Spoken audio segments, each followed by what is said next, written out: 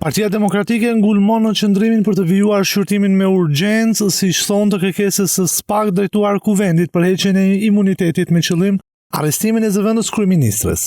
Edhe pse kreu i mazhorancës paralajmëroi se Partia Socialiste do të vendosë për këtë çështje vetëm pas vendimit të gjykatës kushtetuese për masën e pezullimit dhe nga gjykata e posaçme.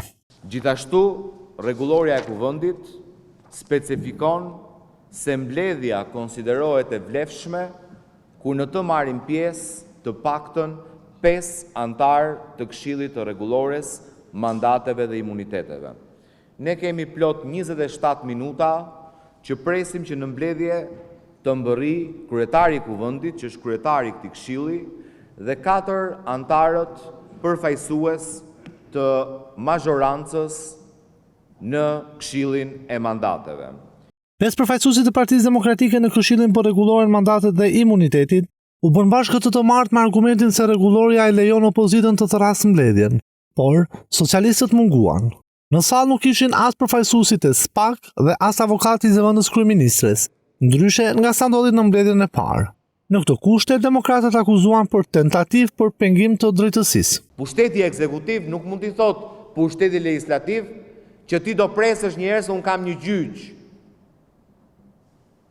ku jam palun, dhe kur të marroj gjyqi që kam unë, ti si Kuvend vepro. Kjo është ndërhyrje brutale në ndarjen dhe balancimin e pushteteve. Ç'lidhje ka pushteti ekzekutiv, që duhet presim ne gjyqet që ka pushteti ekzekutiv, që Kuvendi të ushtrojë funksionet e veta. Kreu i grupit parlamentar të Partisë Demokratike, Kazmend Bardhi, thotë se nuk do të tërhiqen.